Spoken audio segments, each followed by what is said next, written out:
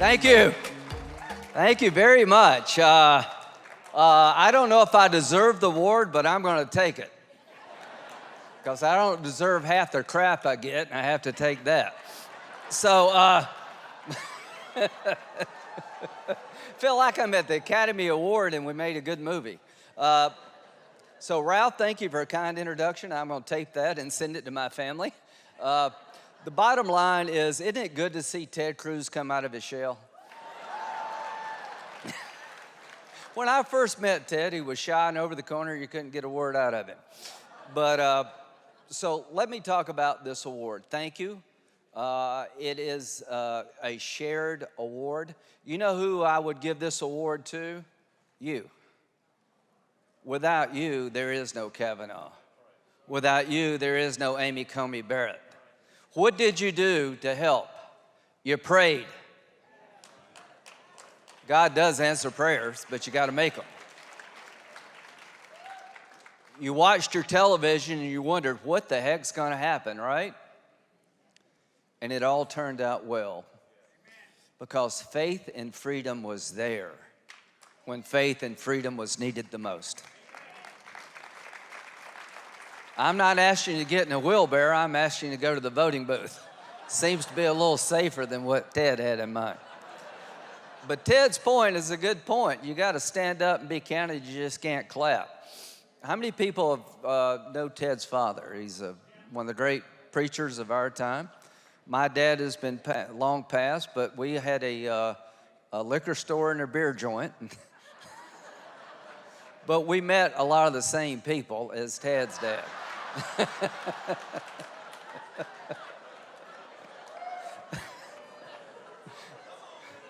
The difference between a Baptist and a Methodist, the Methodist will come before the store actually closes.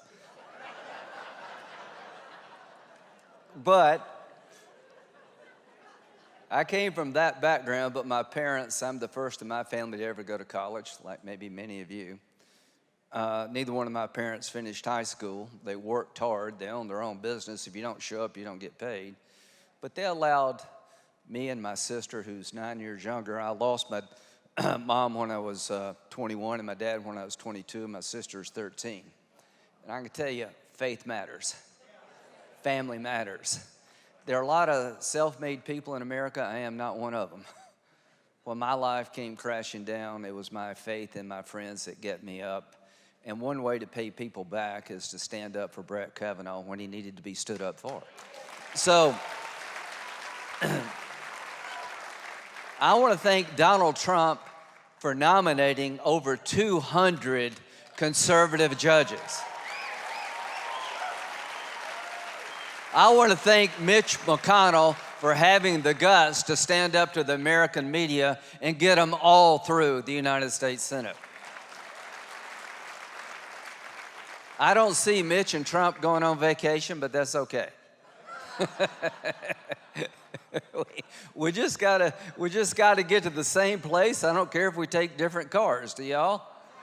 So the bottom line is President Trump delivered, don't you think, for the conservative cause?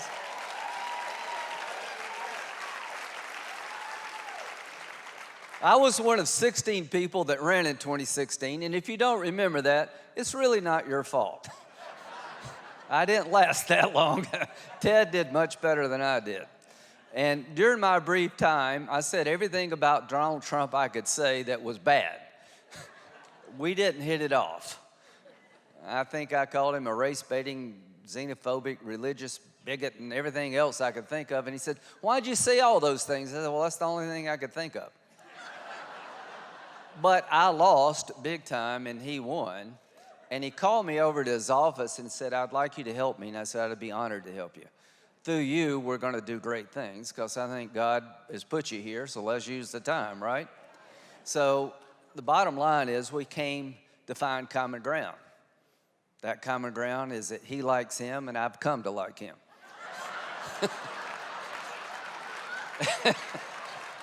So that will get you through 18 holes of golf. The front nine is about why he likes him. The back nine is why I like him. So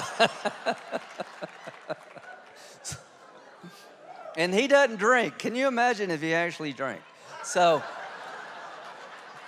from a conservative's point of view, he was the most consequential president since Ronald Reagan. How many of you believe that Israel is our friend? Name one president that was stronger for Israel than Donald Trump. Jerusalem being the capital of Israel, Trump said, yeah, I believe that. And if you got a problem with that, take it up with God, because that was his idea. So from national security, from creating order at the border, to rebuilding the military, the Abraham Accords, cutting our taxes, 200 conservative judges, 3 Supreme Court justices. It was one of the most consequential presidencies in the history of the country. Now, we fell short. There's some shenanigans in these elections, and we need to fix them for future elections. But don't you think it's time to tell America what we will do for them in 2022?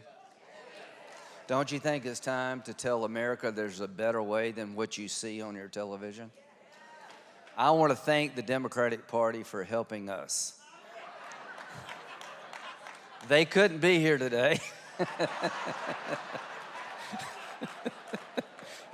Probably because they weren't asked, but without them, we would not be where we are today. They have scared the hell out of every normal person in America. Our goal is to show a better way without scaring the hell out of people. I think the biggest difference between us and them is that they seem to hate a lot of things, like all of us. I really don't hate them, I hate what they're doing. So I believe that love conquers hate, don't you? So here's the challenge. Without your support, there would not be 200 judges on the bench today, average age about 12. Without your support, we would not have been able to accomplish what President Trump was able to accomplish. Without your determination to win in 2022, this country could go the wrong way for another 30 or 40 years if we lose in 2022. We're in a good shape. Redistricting in the House is going to allow us to pick up 4 or 5 seats just because people are moving from blue states to red states. Now, you've done a lot of cheering today, but I want to just end this as serious as I know how. SR1 will change America forever. There's a provision in SR1 that will take away from states the ability to draw congressional lines and give it to an independent commission created in Washington. That means that when people move to South Carolina, Florida, and Texas, and we get new congressmen and women because people are moving and the population shifts, that Republican state houses can't draw those lines, but some Democratic appointed commission. That'll be the end of redistricting as we know it. If they win in 2022 and win again in 2024, they'll abolish the Electoral College, which means that New York and California will pick the president in perpetuity. They will eventually add to the numbers of the Supreme Court, wiping away everything you've worked so hard to create. D.C. will become a state. Puerto Rico will become a state, and there'll be 4 Democratic senators in perpetuity. So, ladies and gentlemen, winning in 2022 is the only option available for conservatism. If we win in 2022, it means the party of Trump is not dead and buried, it's still alive.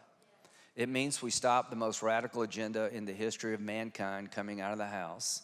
If we can pick up 1 Senate seat, it means we'll have a say about the judges they pick and a lot of other things. It means that I will be the budget chairman, not Bernie Sanders. That's a pretty good trade. So the upside to winning is incredible. The downside of losing is even equally incredible. So the reason that Kavanaugh is on the bench today is because of people like you gave me the courage I needed at the time I needed to be heard. And the only reason anybody listened to me is because I voted for Sotomayor and Kagan, not because I would have picked them, but it used to not be this way. Strom Thurmond voted for Ginsburg, not because he agreed with her, because she was qualified. Hollings from South Carolina voted for Scalia this award named after because he was qualified. Beginning with Judge Bork, Clarence Thomas, Alito, and Kavanaugh, they've declared war on conservative nominees, right? And it's been a steady decline, and it crescendoed with Kavanaugh. And you know what I said? Simply put, y'all go to hell, we're tired of this. That's exactly what I said.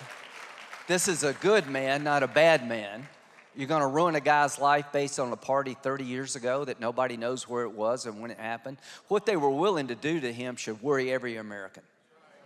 The left doesn't care how they get power, they just want it. They don't care who they have to destroy. They will do what's necessary to get power. They lost in Kavanaugh because of people like you. Faith and freedom is needed today more than ever in the history of the conservative movement. We need you. We need you to get people out of your churches into that voting booth. The bottom line is if they had destroyed Kavanaugh, there would be no Amy Coney Barrett. If they'd gotten away with this, who would want to follow? You'd have to be crazy to want to be nominated if they destroyed Kavanaugh and got away with it. So Donald Trump stood by Kavanaugh. Thank you, President Trump. And Kavanaugh led the way for most awesome human being I think I ever met, Amy Coney Barrett. And let me tell you why she's important. Faith and freedom was there for Amy. Faith and freedom was in the room trying to convince President Trump she's the right lady at the right time. God works in mysterious ways, doesn't he? 43 days before an election, a liberal icon, God rest her soul, Justice Ginsburg, passes away. Do you know how hard it was to do what we did? To get somebody on the Supreme Court in 43 days before an election? You know how we did it? Because you were there helping us. You were there pushing us. You were there praying for us. And here's the big takeaway of Amy Coney Barrett. There's a wonderment in America. Is there a place for religious people anymore at the highest level of government? The answer after Amy Coney Barrett is yes. A woman of faith, a pro-life person, not ashamed of being pro-life, a person who practiced their faith, not just talked about it, is on the Supreme Court today. Let me tell you why this is important. To every young woman who's thinking about going into the public arena, there is a place for you. Amy did it, you can do it. And nobody suffers more, in my view, than minority, African-American, conservative Republicans or pro-life women. They're being marginalized. I got to wrap up, but my desk mate is Tim Scott. God bless Tim Scott.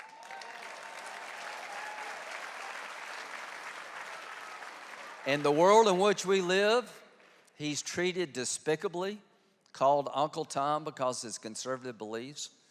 Every Republican is a racist. That's a bunch of garbage, and I'm tired of that. So, ladies and gentlemen, we need you in the fight in 2022. You need to find a friend. If you don't have a friend, make one. You need to turn out because we lost the White House by 44,000 votes. 44,000 votes short, and we can argue about being cheated, and there was a lot of shenanigans, right? But let's assume for a moment, could we make up 44,000 votes? You know where those votes lie? In the pews of every church in America. You know where those votes lie? In Hispanic communities looking for a better way. You know where those votes lie? African Americans who are tired of being taken advantage of and taken for granted by the Democratic Party. So I got to go back to South Carolina. I appreciate the heck out of the award.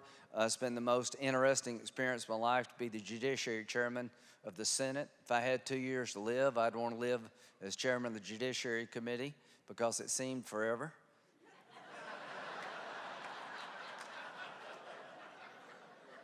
Do you understand what we did from 2016 to 2020 for this country? Do you understand how we changed the nature of the court for the next 30 to 40 years? Do you understand how many terrorists we kill that can't kill us?